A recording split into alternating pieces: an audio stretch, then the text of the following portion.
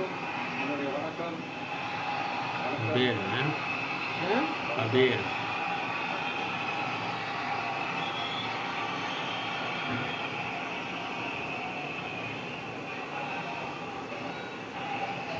என்ன சொல்றது, எப்படி ஆரம்பிக்கிறதுன்னு தெரியல.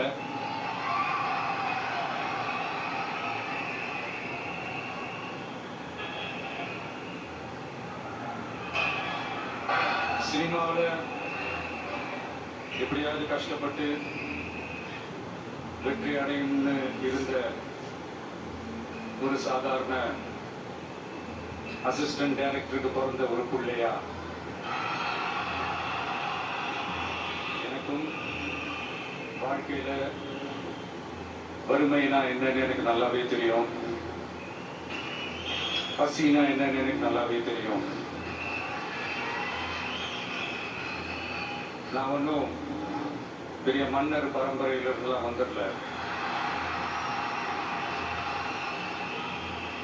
உங்களை மாதிரிதான், உங்கள ஒருத்த மாதிரிதான், உங்க குடும்பத்துல ஒருத்த மாதிரிதான், உங்க புள்ள மாதிரிதான், உங்க மகன் மாதிரிதான், உங்க அண்ணா மாதிரிதான், உங்க தம்பி மாதிரிதான்.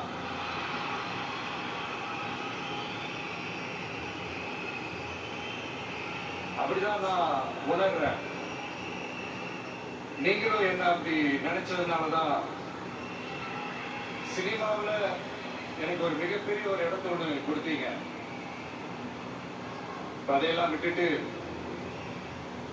உங்களுக்காக நன்றி கடன் செலுத்துறதுக்காக அரசியலுக்கு வந்த உங்க விஜய, இந்த விஜய, நீ வா விஜய், நாங்களா இருக்கோம், பாத்துக்கிறோம். விஜய் தம்பி நீ வா, நாங்க இருக்கோம். விஜய் தம்பி நீ வா, நாங்க இருக்கோம். அண்ணா நீ வாடா, நாங்களா இருக்கோம். நண்பா நீ வா நண்பா, நாங்களா இருக்கோம் சொல்லி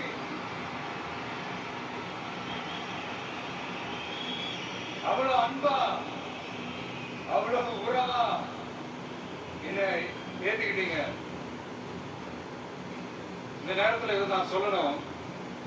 இந்த டிராவல்ல, இந்த ப்ராசஸ்ல எனக்கு எவ்வளவோ கஷ்டங்கள், எனக்கு எவ்வளவோ இந்த அவமானப்படுத்தினதெல்லாம் ஒரு பக்கம் இருந்தாலும் எனக்காக கூட நின்ற உங்களுக்கும் அதே மாதிரி கஷ்டங்கள், அதே மாதிரி அவமானங்கள்,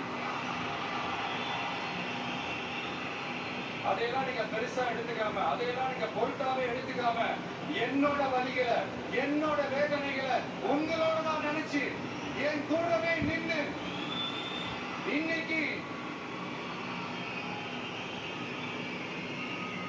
சி ஜோசப் விஜய் எனும் நான்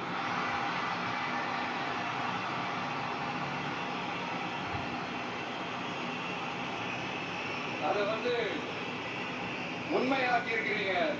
உண்மையிலே என்ன சொல்றதுன்னு எனக்கு தெரியல.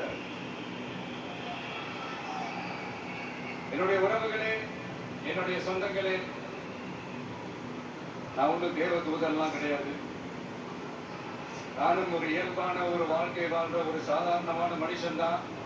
நான் முன்னாடியே சொன்ன மாதிரி அது செய்வேன், இது செய்வேன்னு பொய்யான வாக்குறுதிகள்லாம் கொடுத்தவங்கள நான் ஏமாற்ற மாட்டேன். எது சாத்தியமோ அது மட்டும்தான் நான் செய்வேன். இம்மிடியா உங்க மனசுல ஒரு கேள்வி ஒண்ணு வரலாம், அப்ப சாத்தியம் இல்லாததை செய்ய மாட்டாங்களா, செய்ய முடியாதா அப்படின்ற ஒரு கேள்வி ஒண்ணு வரலாம். இத்தனை கோடி மக்கள் என் கூட இருக்கும் போது எது வந்தாலும் பார்த்துக்கலாம், என்ன வந்தாலும் பார்த்துக்கலாம் அப்படின்ற அந்த கான்பிடன்ஸ் என் மனசுல இருக்கு. இன்னொரு விஷயமும் நான் இங்க சொல்லணும். இன்னைக்கு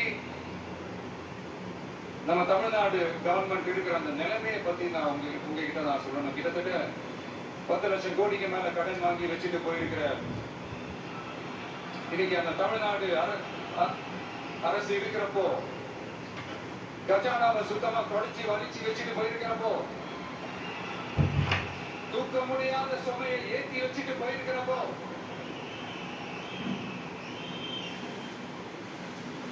அப்படிப்பட்ட ஒரு நிலைமையில தான் இந்த பொறுப்பை நம்ம கையில் எடுத்திருக்கிறோம்.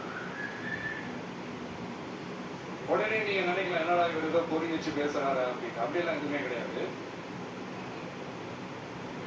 உள்ள போய் பார்த்தா தான் தெரியும் எது எந்த நிலைமையில இருக்கு, என்ன இருக்கு, என்ன இல்லை, எது எந்த நிலைமையில இருக்கு, எது எந்த நிலைமையில இல்ல. சோ அதையெல்லாம் பார்த்துட்டு உங்களுக்கு ஒரு வெள்ளை அறிக்கையா அது வெளியிடுறது நான் நினைக்கிறேன்.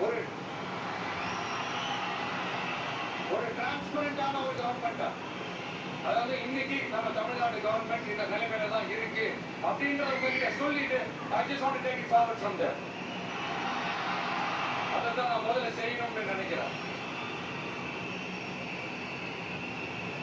தமிழ்நாடு பொறுத்த வரைக்கும் யாரையாவது போய் ஏதாவது சந்திக்கணும் அப்படின்னா இந்த மூஞ்ச மூடிக்கிட்டு போய் சந்திக்கிறதோ, என்ன நான் மறைமுகமா உங்களுக்கு தெரியாம போய் சந்திக்கிறதோ அப்படிலாம் நான் செய்ய மாட்டேன்.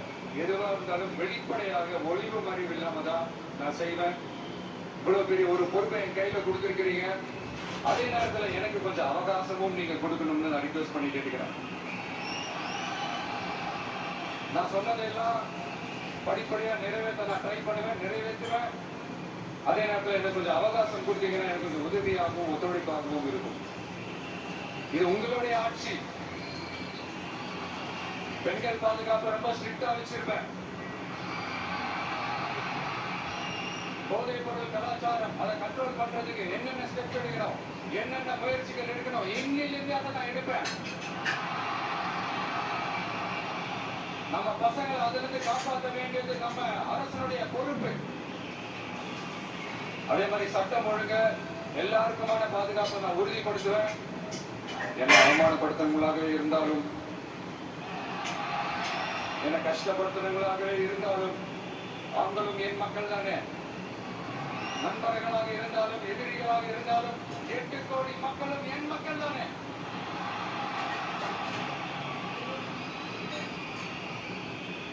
அந்த மாதிரி இந்த அடிப்படை விஷயங்கள், கல்வி, ரேஷன், மருத்துவம், குடிநீர், சாலை வசதி, பஸ் வசதி, இந்த மாதிரி விஷயங்கள்ல தான் என்னுடைய முதல் கவனம் செலுத்தணும்னு எனக்கு தோணுது.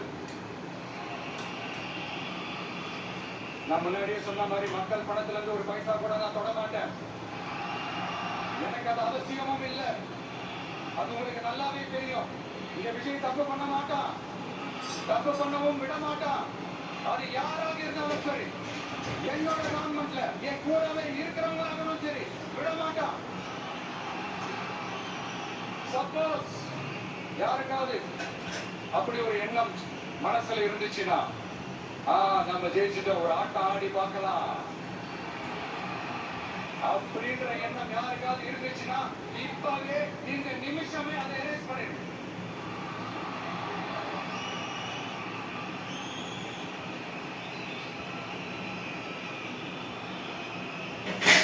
இந்த ஒரே சென்டர் என் தலைமையில் உண்டான சென்டர். இந்த பக்கம் ஒரு சென்டர், இந்த பக்கம் ஒரு பவர் சென்டர், அங்க ஒரு பவர் சென்டர், அதான் கிடையவே கிடையாது. இப்பவே சொல்லிடுறேன். பெண்கள், இளைஞர்கள், விவசாயிகள், அரசு ஊழியர்கள், ஆசிரியர்கள், உழைக்கிற மக்கள், மீனவர்கள் எல்லாருமே நம்ம டிவிக்கு அரசுல நல்லா இருக்கும், நல்லா இருக்கும், நல்லா பிறப்புக்கும் எல்லா உயிருக்கும் அப்படின்றதான் நம்ம சமரசம் இல்லாத அடிப்படை கோட்பாடு. சிறுபான்மை சகோதரர்களே, உங்களுக்காக நம்ம டிவிக்கு அரசு கூடவே நிற்கும். உங்களுக்காக எந்த விதமான சந்தேகமும் வேணாம். இந்து, முஸ்லிம், கிறிஸ்தவர்களுக்கான முகம் தான் இந்த விஜயினுடைய முகம். அதுல 100% நீங்க இந்த விஜயை நம்பலாம். இப்படி ஒரு சூழலை ஏற்படுத்தி கொடுத்த தமிழ்நாட்டு மக்கள், ஒட்டுமொத்த மக்கள், உங்கள் அனைவருக்கும் இந்த நேரத்தில் என்னுடைய நன்றியை தெரிவிச்சு